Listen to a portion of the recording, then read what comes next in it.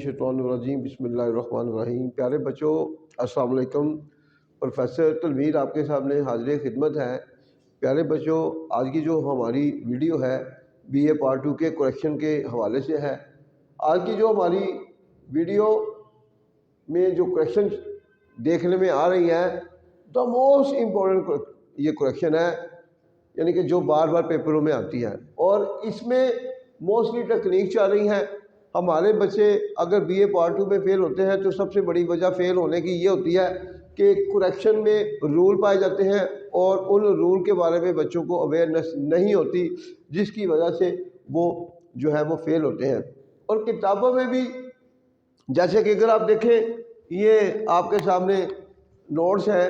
अब किताबों में भी अगर आप बच्चा देखता है तो हाल तो की होती है करेक्शन, मगर लॉजिक नहीं बताई जाती।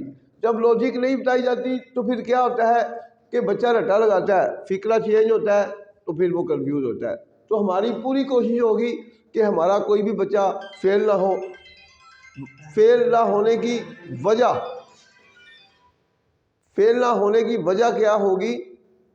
क्योंकि जब हम आपको लॉजिक बताएंगे तो फिक्रे चाहे कितने ही चेंज होते जाएं, लॉजिक चेंज नहीं होती। तो हम आगाज़ करने लगे हैं जी। आप जो पहली जो करेक्शन है, ही रोड अ बेस्ट बुक। अब अगर आप 2 मिनट के लिए सोचें तो आपको ये नहीं आ रही होगी, क्योंकि आपको पहले कभी किसी ने अवेयरनेस नहीं दी। अब देखिए, बेस्ट लॉजिक क्या है। बेस्ट का लफ्ज़ जब भी आएगा, बेस्ट BEST बेस्ट, तो बेस्ट के साथ हमेशा दी का लफ्ज़ आएगा। ही रोड दी बेस्ट बुक, बस ये जेल में रख ले। बेस्ट जब भी यूज़ होगा लफ्ज़ तो इससे पहले आर्टिकल दी होगा। तो ये है जी इसकी question, he road the best book. Second में देखें, she has the most unique memory. और यहाँ पर देखें, द मोस्ट का लफ्ज़ यूज़ कहाँ होता है? कंपैरेटिव सेंटेंस में मोस्ट का लफ्ज़ यूज़ होता है, यानी कि वो क्लास में सबसे ज़हीन है। He is the most intelligent boy in the class.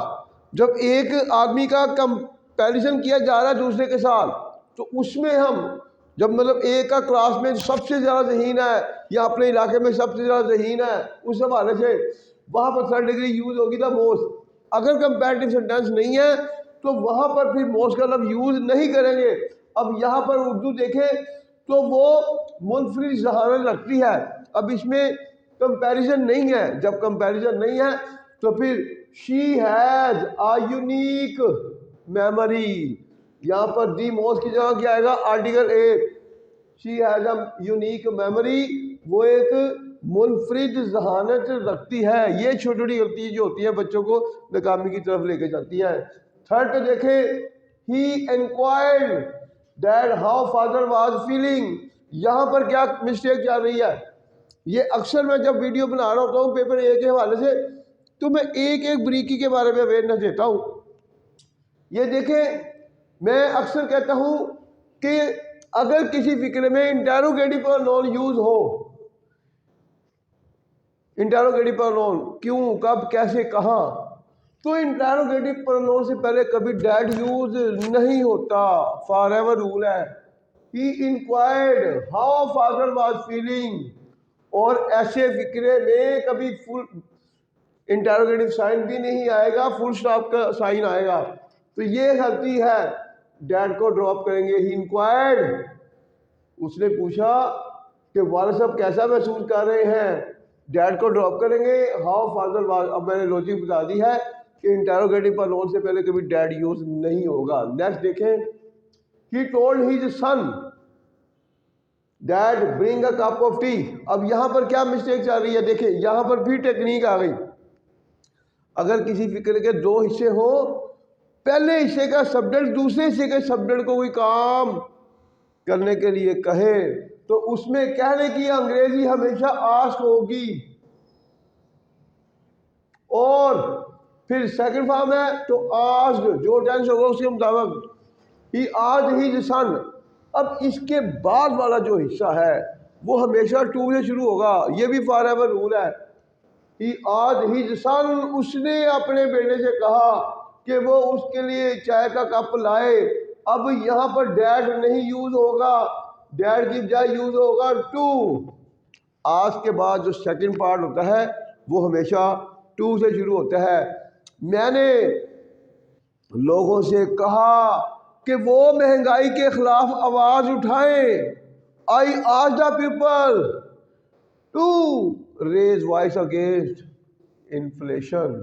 हमने हुकूमत से कहा कि वो करप्शन पर काबू पाए। We urge the government to control corruption. तो ये देखें, ही आज हिज सन, उसने अपने बेटे से कहा कि वो उसके लिए चाय का कप लाए, to bring a cup of tea. Next और लास्ट सन, the patient died before the doctor arrived. अब इसमें क्या टेक्निक है, ये भी टेक्निक है। अक्सर स्टूडेंट कहते हैं कि सर जी आप अपने नोट्स में करेक्शन और ईडीएम नहीं डालते। अगर मैं करेक्शन डाल दूं तो फिर भी आपके लिए कोई बेनिफिट नहीं होगा, क्योंकि फिक्रें फिर भी चेंज हो जाएंगे। फिर क्या करेंगे, तो रूल नहीं चेंज होते। हम वीडियो के जरिए आपका ये मसला क्यों कैसे हल करते हैं, ताकि आपको लॉजिक क्लियर हो, और जिस बच्चे को लॉजिक क्लियर हो, फिक्रें जितने ही चेंज होते रहें, लॉजिक चेंज नहीं होती। अब देखें इसमें कन्फ्यूजन क्या है। अगर किसी फिक्रे के दो हिस्से हों और फिक्रे के दूसरे हिस्से में बिफोर का लफ्ज आ जाए,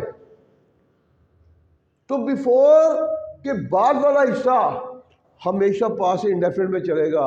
फॉर एवर रूल, बिफोर के बाद वाला हिस्सा पास इंडेफिनिट में चलेगा, और बिफोर से पहले वाला हिस्सा हमेशा पास परफेक्ट में आएगा। तो फिर देखें, the patient had died, the patient had died, मरीज मर गया। बिफोर द डॉक्टर अराइव्ड, मरीज डॉक्टर के पहुंचने से पहले मर गया। तो ये है जिसकी करेक्शन। इसकी एग्जांपल जैसे कि मेहमानों के आने से पहले उसने वो घर से चला गया।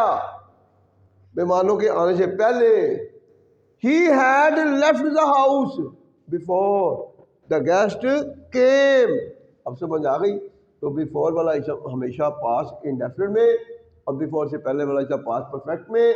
अगर ये ऐसे हैड लग गया तो यहाँ कोई ना कोई मिस्टेक होगी, तो वो आपने यहाँ पर दूसरे हिस्से में हमेशा पास इंडेफिनिट का फार्मूला यूज़ करना है।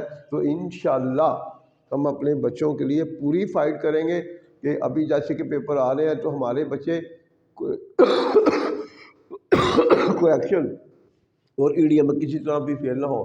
तो जो बच्चा करेक्शन और ईडीएम कर जाता है वो ज़हन में रखें 50% मामूली नंबर है, 70 और 80 को टच कर जाता है। बाकी इंशाल्लाह अगली मुलाकात होगी नेक्स्ट वीडियो में। अल्लाह हाफिज़।